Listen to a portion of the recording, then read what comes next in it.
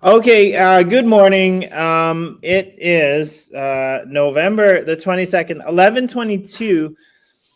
This is kind of our first, but kind of our second Pomelo pitch deck for season 4. We did one a couple weeks ago, and as you can tell, the people in the background are really excited about that. We did one a couple weeks ago with Boyd, but generally speaking, we were kind of waiting to make sure that the projects were approved for this season of the Pomelo grants before we dived in. And we have Richard Downing here, and you're actually our first for season 4. Oh, awesome.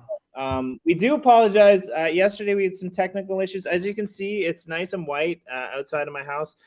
There's big snowdrifts and I don't know, like the satellite or something was knocked out. So if you were here yesterday and you were waiting to dive in with Richard to see what was going on with this pitch deck, we do apologize for that. But yeah, thank you very much. So Richard, let's start with you. Who are you and what do you do? Sure. So I am a Telos and EOS OG, if that even exists, because they're both very new chains. So I was part of the EOS Genesis group, and I had only discovered Bitcoin like less than a year before that, and then stuck with EOS until about a year ago, because I was given an opportunity to do some consulting work for them for the Telos community. Got in touch with actually two people, a number of different people, had great conversations with people in the Telos community, and especially Justin Giudici.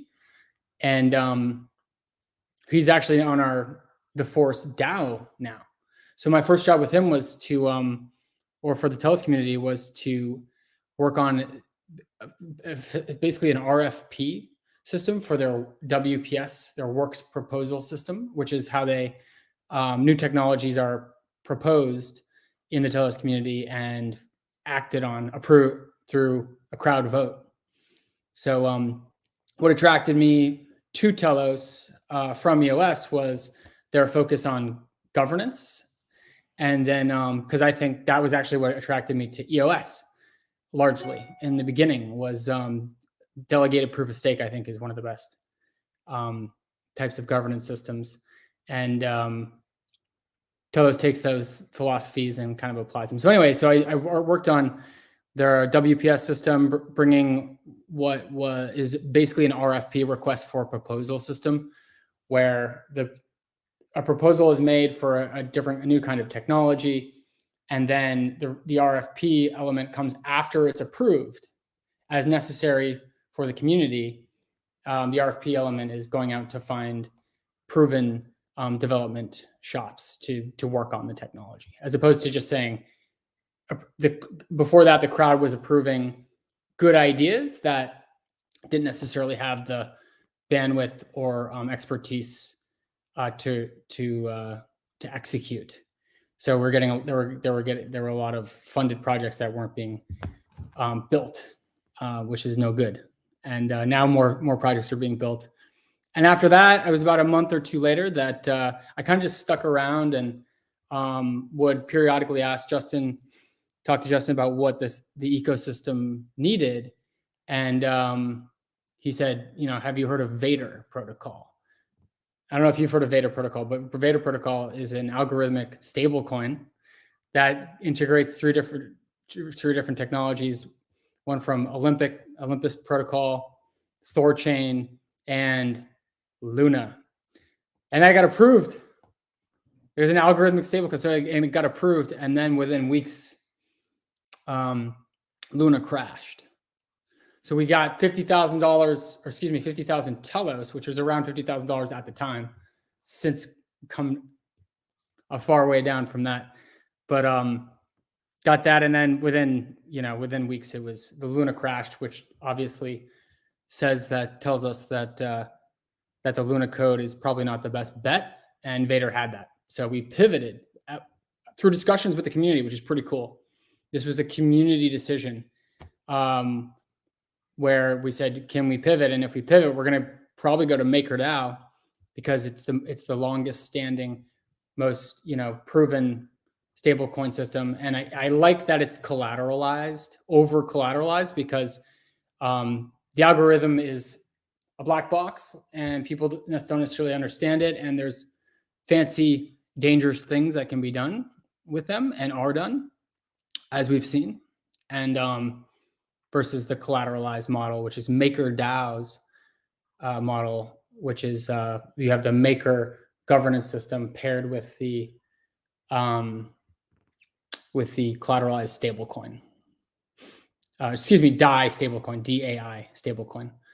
And it's a pretty cool system. It took me a while to learn Vader, and then as soon as I felt kind of comfortable with Vader, I had to move on to MakerDAO, which is also, it's like kind of straightforward at first sight, but there is a lot of moving parts, a lot of code. So for people who I'm going to go on a bit of a tangent in a minute, please. But for people who want to know, if you go over to the Pomelo grants page, what's your grant proposal?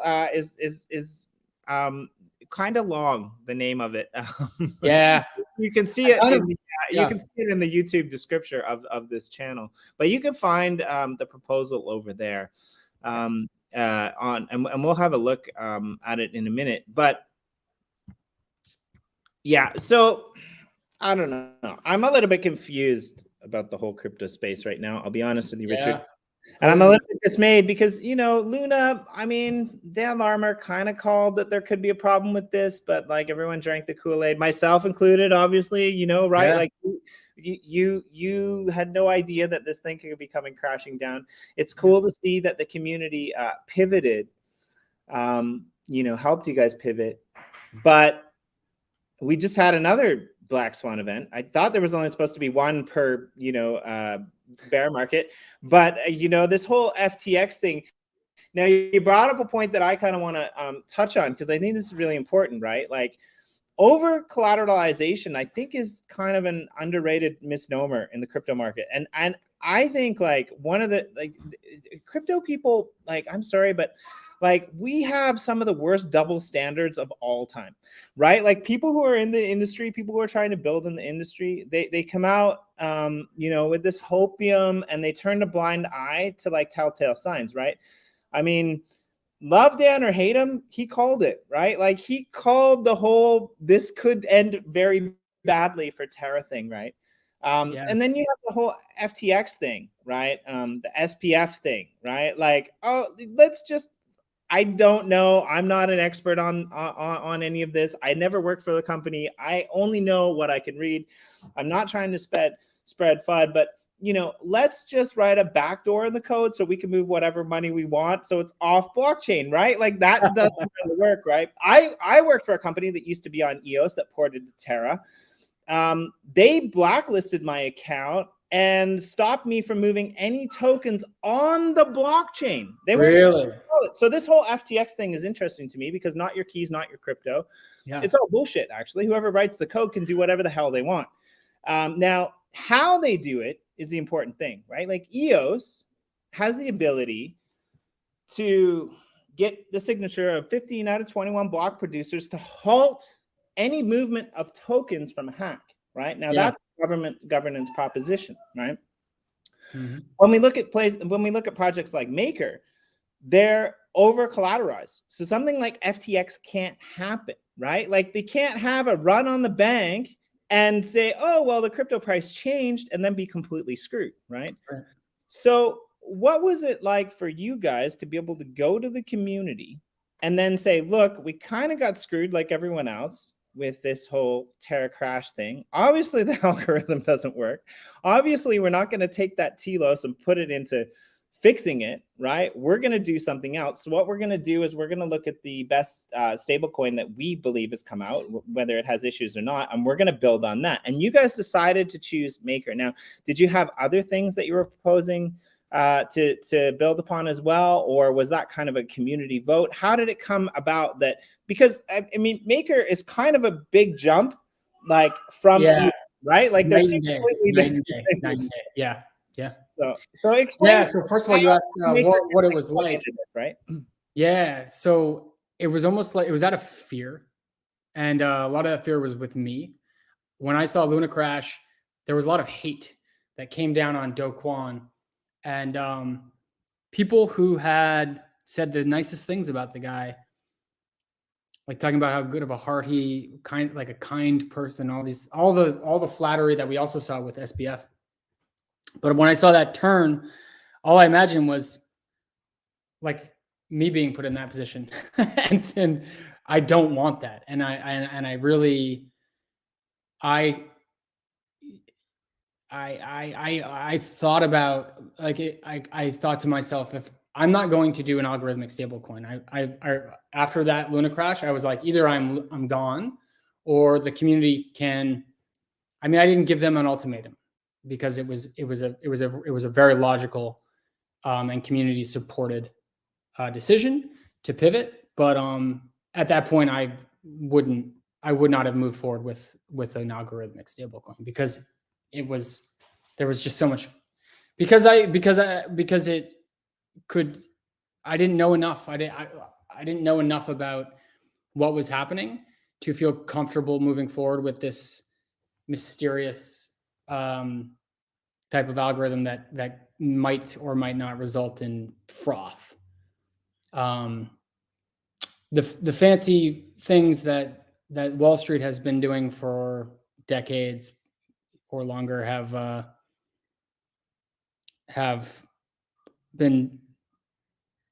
not been stopped in the crypto land and are probably being done at like a faster pace and with greater losses than I think. Yeah, and thanks for that. Thanks for pointing that out. Like we're nowhere near there yet. This is why I like EOS. This is why I like a lot of projects that are working on Antelope. This is why I'm still part of this community that's been dead more than Bitcoin, which is interesting. But it's a community of builders who are out there, I believe, in many cases for the right reasons. And I think the majority of us recognize the problems that come with VC funding. I mean, hello, Block One. I'm sorry, but right? Like, if you're going to be buried under governance and not be able to do anything, okay, maybe they didn't even do anything wrong. Maybe they had to get approval from all of the people who wouldn't give them approval to do it. But it's very forgiving of you to say that. Case scenario, it's horrible, right? We've got all of these crypto companies who are hiding behind openness in Singapore regulations to be able to essentially skirt criminal activity, right? And so why would anyone in the mainstream ever trust anyone in crypto when there's no security, right? At least if there's security in the real world, right? Now, if we're plugging into blockchain and we're plugging into technology and we're plugging into DeFi and we offer some form of accountability whereby things can be verified and checked by every single individual, and things can be open and transparent, and there's some action that can be taken when things go awry, or at the very least some sort of kind of security check or code check or something like that, right? So again, you could have pivoted in a number of things, but something's holding you to Telos, something's holding you to EOS. Why do you think that a combination of something similar that MakerDAO is doing with their over collateralized protocol works on the EOS or the Telos blockchain? What's the advantage to building on EOS? What's the advantage of building on Antelope IO? More importantly, I guess. So I chose Telos because that's where the funding was, and that's where the need was. Right. Telos had great. Which is insane to say that Telos has the funding versus EOS that had the $4 billion ICO, which is now $12 billion or whatever it is with the improved price since that time. Right. Insane. So like that, like you got, I had a lot of anger, frankly, that I really have been working on over the last year since I left the EOS ecosystem, and it was all directed at Block One and the cast of characters and I've softened a lot, and I understand their reasons, and I'm not saying that I agree with them, but it's been nice. And also because the Telos community is so they never did an ICO. And so they ended up not being as beholden to the legal handcuffs that come when you raise a lot of money from, capital interests. And I like that. And it's a very committed community. It's considered one of the most decentralized. They call themselves a lot of chains call themselves that, but geographically, I have personally noticed that there's active community members from, it seems like, every country. It's amazing, actually. And EOS has the same, actually. And I think that a lot can be done on the EOS chain, but the EOS EVM is Trust launched and performant at this point? Yeah, so actually, interesting little spoiler alert here. I did a project. I did an interview last week on one of our Gen Pool Spotlight series. If you haven't checked it out, definitely check it out. Interesting how coincidences collide here with Vigor. Now, the Vigor stable coin protocol has actually been kind of moved over under the kind of purview of the UX network kind of scenario. Again, it's hard to pinpoint down the exact connection. Definitely go watch the interview that we had on that. The person who kind of came out with that protocol, I believe, had some affiliation with MakerDAO as well back in the day. Cool. I used to be a part of that DAO, which was quite interesting. But the Gnome. You were part of the MakerDAO? No, I was part of Vigor Protocol. I helped out. So cool. Yeah, that's awesome. Vigor Protocol, right? I was a big fan of Vigor, man. I was a big fan. I haven't done anything in it with it for years, but they're going to launch Vigor 2.0 over on the UX network, which is I think great. I have 1 million Vigor somewhere, and I actually don't even know where it is. Definitely go, because in order to get the 2.0 drop, what you need to do is you need to stake some collateral. There's an article. Go back in the YouTube feed and you can check out. I gotta do my Vigor. But definitely do that. You've got a few months to do that. But yeah, with Gnome, he's part of the. I believe he's part of the whole EVM coding process. So we're going to be doing a interview probably in the next couple weeks, hopefully, about the whole EVM system. So in answer to your question, I believe where they're at, I think it's a protocol that's running. I think they're doing like final testing phases for that. I think we're like super close to having the community be able to actually use it. Don't ask me timelines or dates or securities on any of that, because I'm not quite sure. I'm not a part of it, but just going from what I understood there, right? So and I think once that EVM gets knocked, into workability, then things are going to change a lot, right? Because that, like, Antelope IO and now people like you who were super bitter during the EOS, just rip shit, man. Right? It's changed now, right? Like with the ENF, what we see happening is we see these cross EOS IO chain developmental structures and meetings, and all of these people who kind of left to go to other chains are kind of reunited and coming back. So I think it's really exciting, right? And we've got the potential to do what we couldn't do the last bull run. And I think the biggest problem was the fact that, in a way, you could kind of say that EOS was a little bit ready because we had faster finality, we had more checks and balances in place than in the other blockchain. But convincing people to come into EOS and lock up their Bitcoin or lock up their Ethereum under P network tokens, I mean, that didn't really work out so well either. There's a bit of a problem there with that code. So again, if you're listening, if you're out there in the audience and you happen to have P network Bitcoin or P network Ethereum on EOS, you might want to check into that and get those converted back to whatever chain or back into EOS that you want, because we're not really sure what's going to happen with that, right? I had those too, so thank you.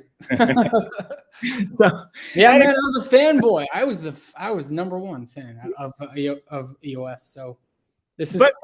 But for you, I think what drew you, right, was the governance part of Telos and the EVM part of Telos. Again, right, like there was a worker proposal system in place for EOS. All of the tokens got burned. Those are probably coming back. We don't really know what's going to happen with that. Those are probably slated towards projects that are going to build on EOS, but that's coming, directly from the ENF. It's not coming from the community. Now, what does come from the community, which I think is brilliant, which is why we're here today. I like you, Richard. This is fun. We get to do like a little historical recap. Yeah, I like you too, man. Right? This is fun. Yeah. But what we're here for today is the final of this year, the first year ever, number 4 of the Pomelo Pitch Decks. Now, the Pomelo Pitch Decks comes from community, and I'm really happy that we're including projects or blockchains like Telos, because Telos has always been, kind of a hub for governance, right? Like they saw the warning signs of what could potentially be a monopoly in the EOS ecosystem, and they headed it off right away. That's why they became a chain, right? And like to see them like 3-4 years down the road actually come out of the out of the docks and just be like full throttle. The token price is going up, the EM's going up, all of these projects are building on them. So that's my question for you. In your proposal, is your governance mechanism, where is it sitting? Is it sitting on Telos? Is it sitting on EOS? Is it cross-chain? Where is the governance part of this that you discussed earlier sitting? Good question. So MakerDAO is Ethereum, is obviously written in Solidity. And that's why the Telos EVM is necessary. And by the way, that was a major part of our decision to go with MakerDAO, is because when the time came to pivot from Vader to Maker, it was possible. It was possible, and so that was it. We're building it because it's possible to build, and because of all the other factors that I mentioned. Where's the governance mechanism? It may well be on Telos. I know that Maker has its own governance system. I don't know much about it, but I do not like, I don't like the idea of using different coins, a different currency for so our governance token is Force, and the only way to buy Force is going to be so far with Telos. If we get some love from the US community through Pomelo, for example, that is what will fund, first of all, the cleaning of the code, which has already begun. We're 69 repositories deep now out of, in terms of analyzing each of the repositories, but there are almost 300 MakerDAO repositories. And so we need some help. That's why we're raising money with Pomelo. And it's awesome that this mostly EOS kind of initiative is bringing in projects from the other sister and side chains, or whatever they're called now. They're different, but right. Yeah, it's gonna be on I want to use Telos governance mechanisms. I've been so impressed with Voter Decide. Have you heard of the Voter Decide app? That's basically anybody can download it on their phone, and it is what is used to submit proposals to the Telos worker proposal system that the community can then vote on. So that's what we did. So I wrote a proposal, I went on to Voter Decide. You have to put up collateral in the form of, in this case, Telos. If it was EOS, it would have been EOS. And then you ask for money. And then you go to the community chat and tell them that there's a vote and I'm the guy who submitted it. Please vote for me. And then they barrage you with insults and criticism and questions. Not really, but that's the intense prove yourself, period, which was easier the second time, because the first time they didn't know who I was and I had to make a case. Second time I was like, I just don't want to use the Luna code. And everyone's like, we support that. Right. And so it was much easier. But yeah, the Telos EVM has been around. I think it's the longest the longest properly running EVM on the within the Antelope IO ecosystem, if I have that correct. Yeah, I think it has been. I don't think it's gone down. So we've seen Solana and Polygon have both had periods of downtime, which can be catastrophic in the right set of circumstances for different people operating on that chain. If it's a DApp or something, and it's like, in like a critical, doing critical actions, that's very bad to have. You need consistent uptime. And that is what the Telos EVM has achieved. And I think it's I don't know about the fastest. I think it is actually, in terms of actual performance, not theoretical performance. I think Telos is the fastest. And then in terms of what I think is the coolest part is, and this is going to be true for Trust EVM too, I believe, is that you're not spending gas fees. You don't have to pay the gas fees that are scalable. So like most people are familiar, not everybody, actually, a surprising few number of people are familiar with how restrictive, how constraining gas fees are. As soon as the network starts to see high activity, they shoot up from pennies to up to, I've seen a $50 gas fee transaction. And I think they've had, what's the most, I've heard of like thousands of dollars, right, for gas. Yeah. Yeah, I think like one of the worst might have been, if I recall correctly, one of the worst might have been the other side from Other Deed, where they were trying to mint the lands for people, and I think like people got really messed up. Now I'm not really sure if I think that was more like a network congestion kind of thing, but obviously the gas fees on a lot of these chains go hand in hand with the network congestion. And for me, right, I think that's where it's a big problem, right? Like a lot of people on Antelope or some of these other chains, Solana is another good example. We tout the ability to be able to do transactions at a reasonable cost. Now, yes, for me, I think it's more important that when we're looking at things like DeFi, the reasonable cost is good, but we need something that's not congested, right? I mean, again, going back to what you said earlier, because I think this is interesting. There's a lot of people that are trying to build on blockchain and on cryptocurrency that are trying to do things better than how they're done in the real world. Now, if you're looking at DeFi, if you're looking at trading, probably the closest comparison in the real world would be some of these, big stock exchange floors, right? Now, if you're a trader and you don't have an internet connectability, right, and you can't get online to do what you need to do, there's going to be a lot of people that are severely pissed off at you, right? It's the same thing, right? If you're trying to put a transaction through, and it's a $50 transaction fee, but you're only playing with $25, it doesn't make any point, which cuts out 90% of the people in the world, which makes DeFi immutable, because the whole reason we have DeFi is so that people can play with smaller numbers, faster numbers, more open markets, right? And so until we get these things right, it's never going to come into the mainstream, right? Last year I was in El Salvador for a few months. And before that, by the way, I was in Puerto Rico for 6 months, basically to find EOS people, because I had heard that was like and it was a center of that EOS community. And those are different stories. But my point is, these are the people for whom Bitcoin especially was made, and for whom or who will benefit the most from decentralization. It's that long tail. It's the people not on Wall Street. Wall Street are the people that decentralization and cryptocurrency are meant to disrupt. So they're abusing it now and causing all these fires like Luna and FTX and everything. And to me, that is Wall Street practices being applied where they're not supposed to be applied, and creating houses of cards that inevitably fall. But in El Salvador, I didn't meet anybody who was on any exchanges, believe it or not. Or at least I'll take that back.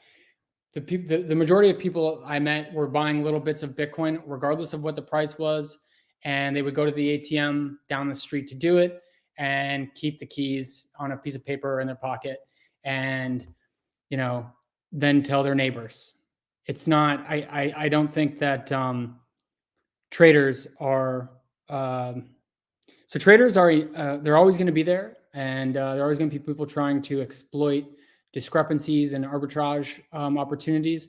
But the effect that traders have on stablecoin systems, especially, is destructive because they have short-term time horizons, and so what they're trying to do is extract value, especially from liquidity pools, which is what happened with Luna, and which I wouldn't say can't happen, but has not happened and is mathematically prevented from. I think that's probably a correct description of Maker, of a collateralized system, where if the collateralization ratio falls below 150%, 1.5 times the amount of the stablecoin that you may have taken out as a loan, then it self-liquidates. It's a brutal system. The collateralized system is a brutal system if you are the one taking out the stablecoin as a loan and putting up your collateral. But that's in that brutality of just taking the money, taking the asset and liquidating it immediately. They're covering the potential loss. Yeah, And, I mean, I would say it's probably a better system. Like it's brutal, but it's if you at least there's just big penalties. If you at least partially know what you're doing, it's still better than places like Money Mart, right? Like it's still better than, and it's not necessarily that you have to take money to play the markets. You might want to, take some money to get exposure to a protocol that you need in some of these emerging economies, right? Exactly. So this isn't your first proposal. This isn't your first season. And I honestly, Richard, I want to have you back on another show, maybe to explore the idea of what you learned. I actually just want to do a show with you, maybe in the next couple of weeks, talking about your trip to Puerto Rico and how, because I think Puerto Rico is a really interesting place. It's kind of America, but we don't let them vote. And I'll tell you what, don't try to get your Apple computer fixed there, because they won't fix it. They will not fix it. And especially if you're not local, they also have less motivation to help. Right. But they're an interesting place, right? Because like you said, there's a lot of blockchain crypto people. There's a lot of EOS people. Some of our favorites are Luke Stokes, for example, right? Like he's down there. He's been doing some amazing things ever since one of the first DAOs. I hung out with him a couple times. That was on EOS, right?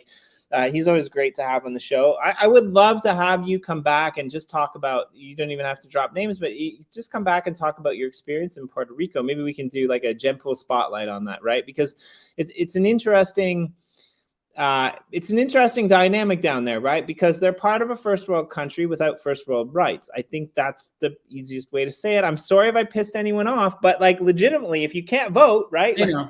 They know. Right. They know.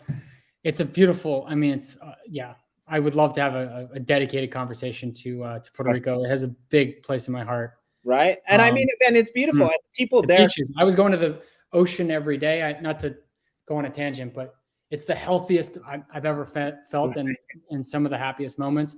While the world was going crazy with COVID, I was getting up at the crack of dawn and walking to the ocean. And I have a chronic condition that the salt water is very nice for. It made my life. It was wonderful. Yes. Sorry. No problem at all. And I think that's part of it. But the other part of it is like the infrastructure there, right? It is not the same as what you would find in a major US city, right? The weather,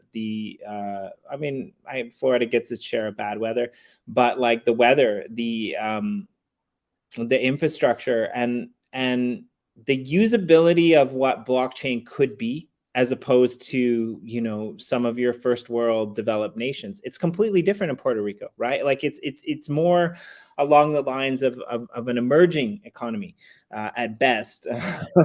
Yeah, Right? dude. Yeah. So Things like loans would actually work, right? Like where things like collateralized loans, you have this asset, you want to change it over. Like this is where things that where like DeFi can actually make a difference, right? It can be the difference between someone, you know, essentially getting out of, you know, slave labor.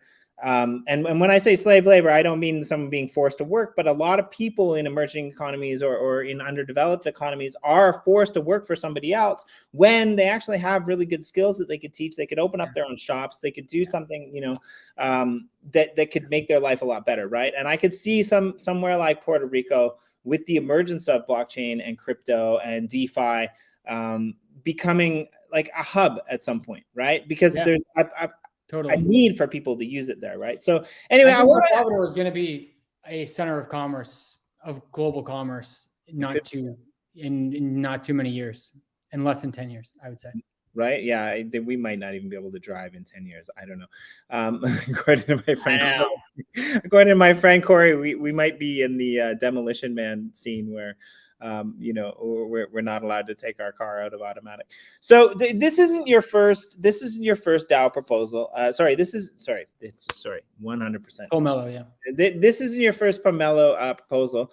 Although the last one I got it in on like one of the last days, so nobody had an opportunity to donate. Although we got like 9 donations. That was cool. Thank you to those people. So very quickly, what did you do?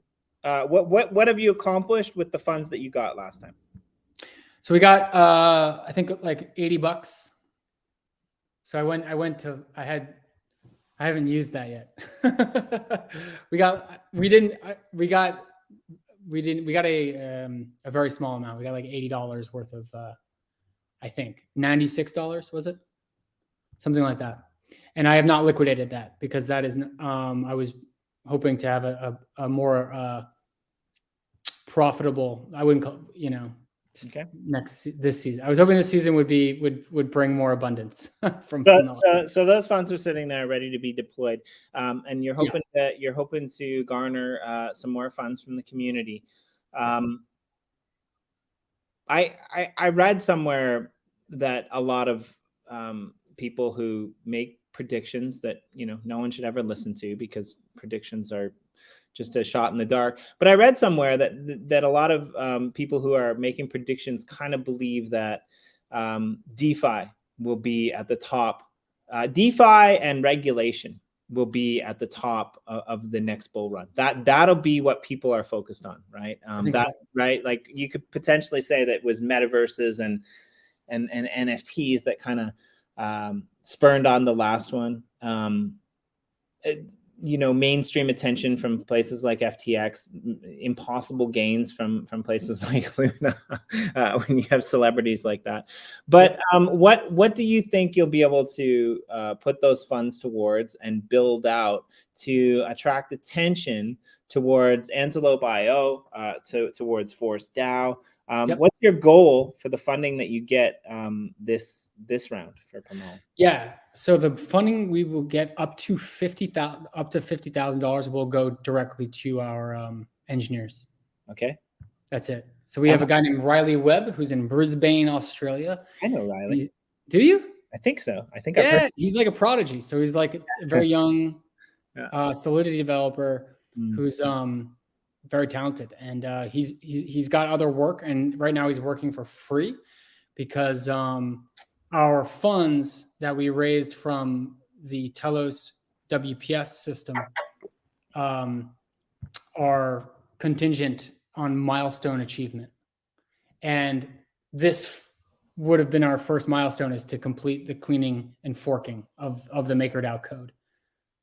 So we need the money to basically get the rest of our money. We need Pomelo money to get us to as a bridge to get that first mile. So we've gotten 1 out of like 10 milestones that we have to achieve to get all the funds. So we've had 15,000 telos released, which went to our engineers and then our team. And then now Riley's kind of just muscling his way unpaid through these repositories on GitHub, and we're gonna put them all. We're gonna, you know, we want everything to be public, including the stuff that isn't funded by Pomelo. Yeah, so he's the CTO of Telos Force as well, right?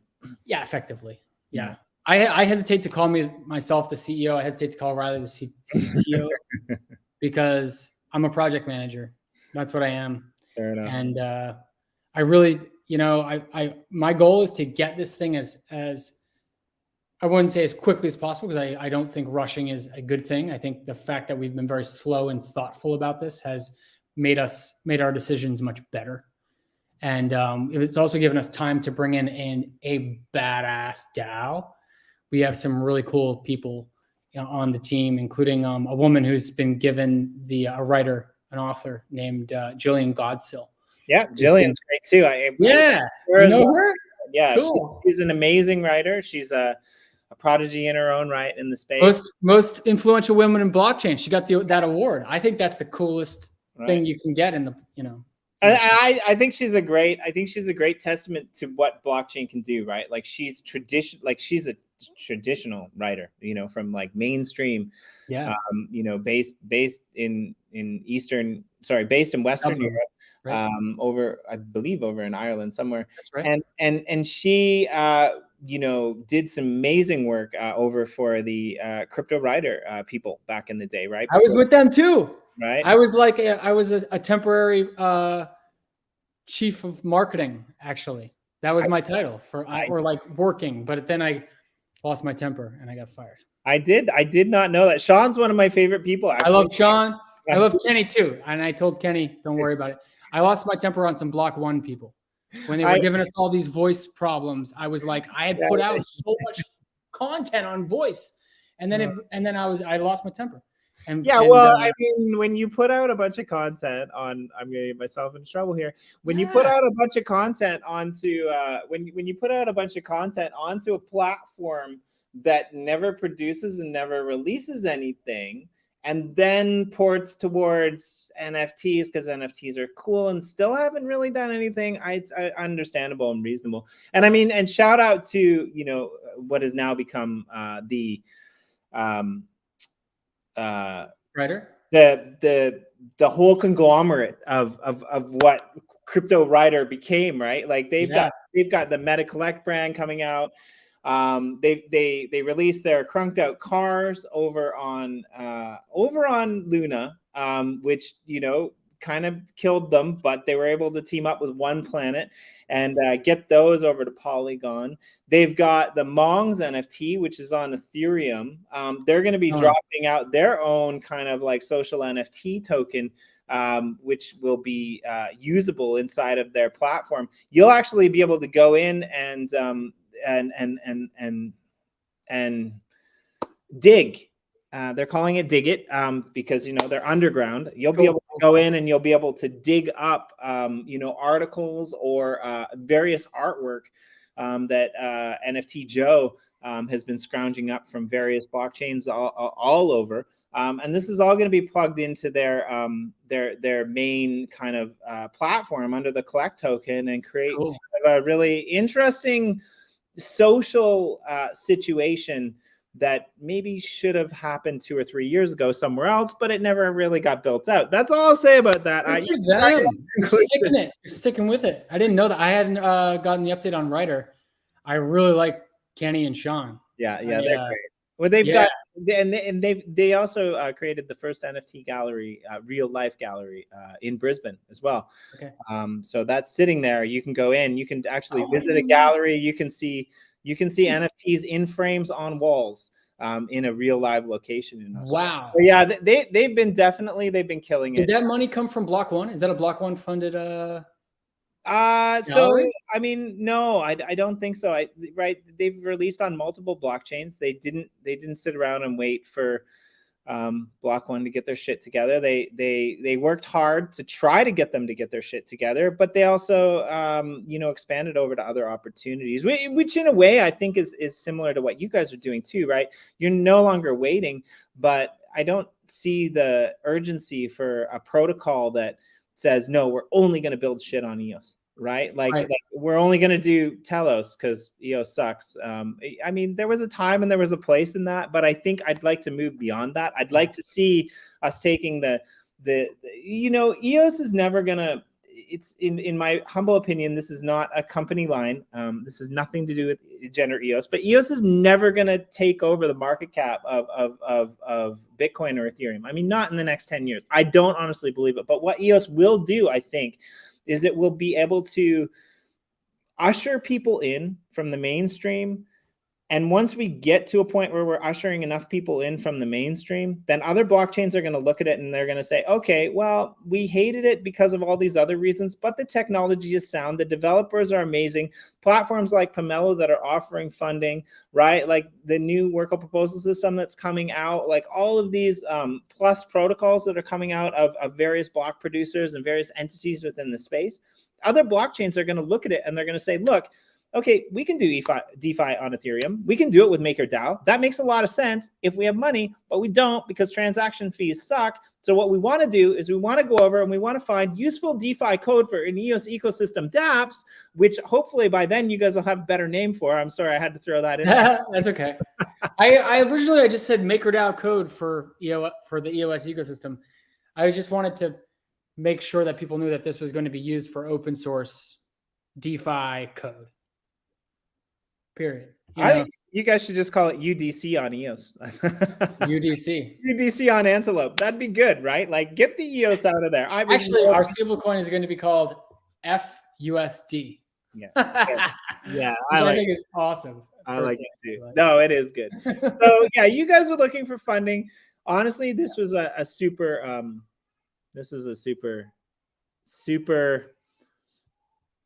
many tangented interview, which I thoroughly enjoyed. But give us because I like talking to you, Richard, but we get sidetracked of all the crazy things that have been happening.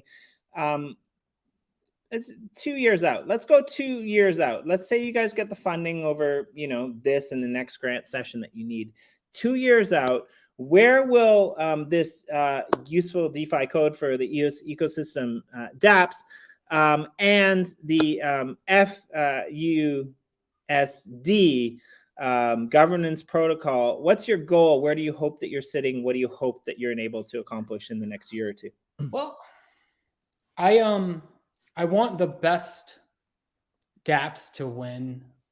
And it would be cool if we were one of them. We're really well positioned because we pivoted instantaneously. Like we got funding and then to start, and then Luna happened and we were already, and then within weeks, just a few weeks, we were going. So we got a head start because all the other projects that may have been more, if they had made more progress in the direction of an algo stablecoin, they weren't going to be making that pivot as quickly.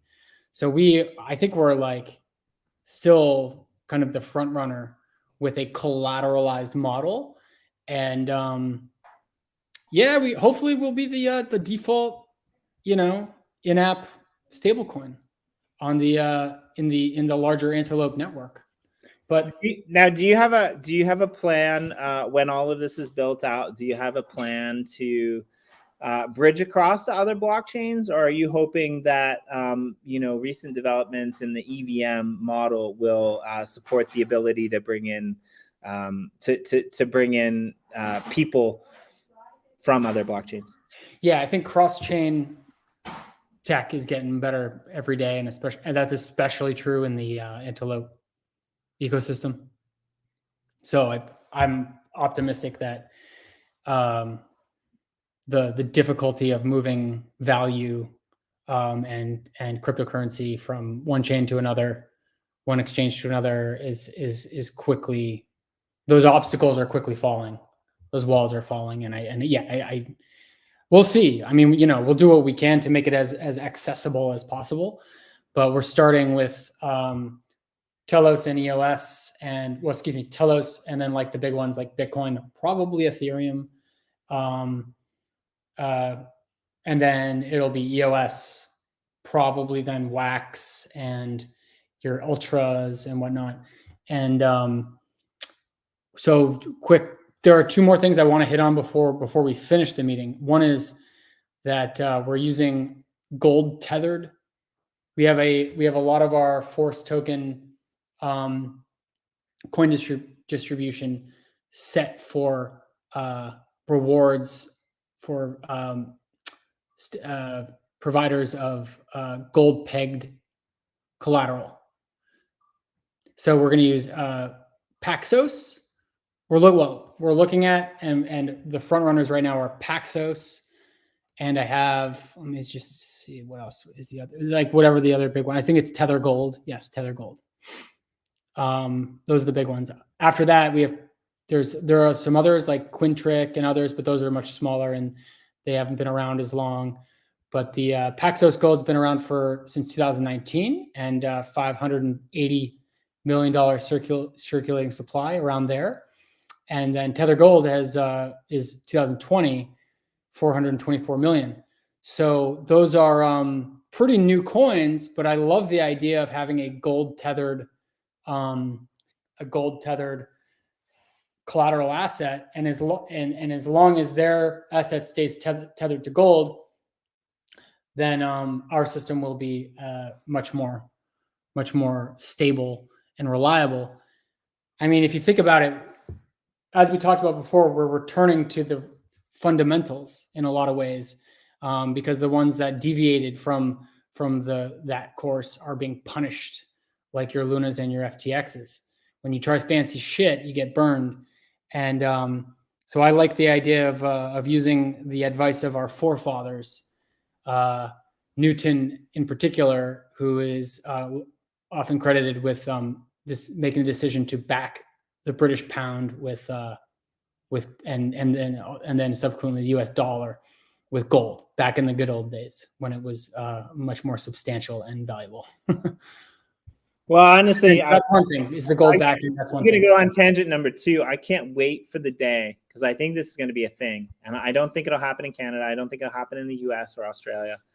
I think where it's going to happen is it's going to happen in Africa. It's going to happen, in some crazy place like El Salvador.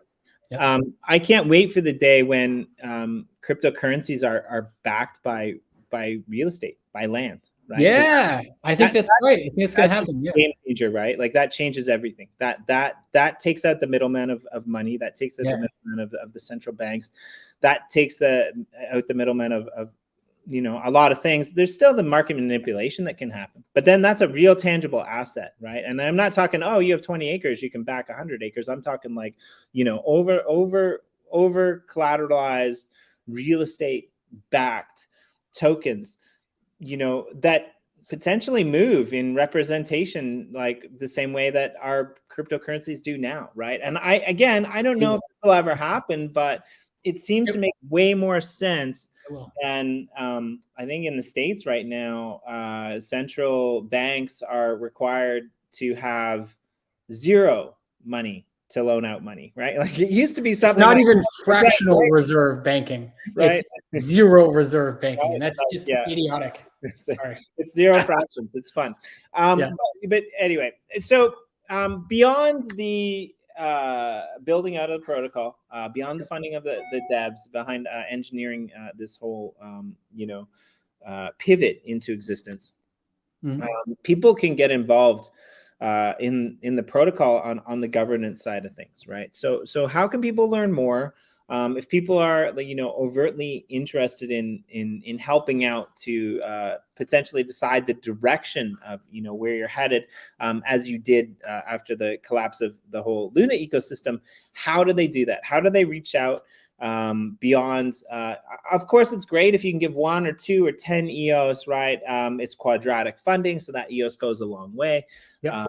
It's built on a great model that eventually, it initially came from the Ethereum ecosystem, which Pomelo enacted, which I wasn't so sure about, but we're in our 4th season, so go donate some money. The proposal is in the descriptor below. But if you want to be a part of this kind of governance, or having a say, or throwing out an idea that might be worthy of listening to, Richard, how can people get in contact? Where should we go? Where should we send them?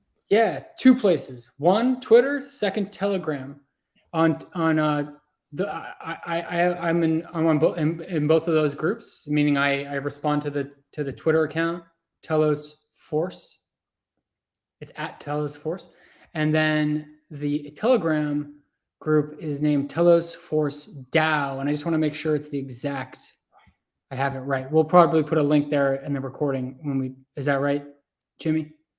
Yeah. So Okay. I'm gonna drop a link for the Telos Force Twitter in the handle below. Cool. On And then this. I've got the Telegram right here. Yeah, if you send that to me, I can throw that up as well. So we'll put those both right in the stream there. There's a private chat if you want to send that. Here's the one for Twitter. It's also tagged for the show. We'd appreciate you guys if you could share it out. It'd be great. Like I said, I'd love to have you back to dive into some more broader blockchain issues. We couldn't help ourselves. We're gluttons for punishment here. In these pitch decks, we like to try to keep it, around 20 minutes. But when we have fascinating people like Richard with lots of opinions that clearly matter, at least to me, then it's a little bit more difficult. It's a little you bit and my mother do that. So yeah, I like honestly, I think this is great.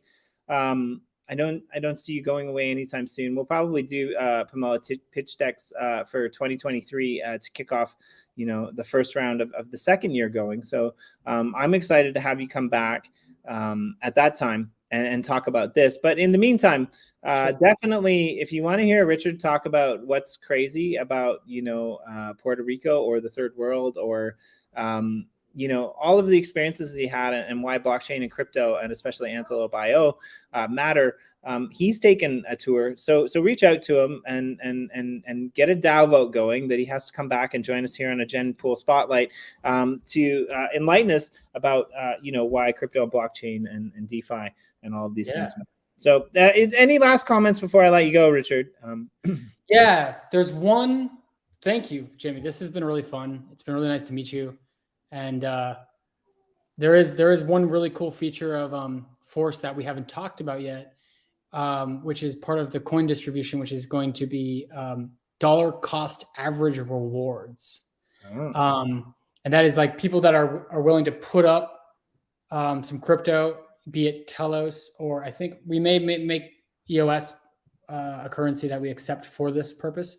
We're going to lock it up, and then we're going to make the purchases for a period of time. The longer the period of time you agree to make these dollar cost average purchases, the higher the rewards, up to 3 years where you're getting more than a complete 100% matching.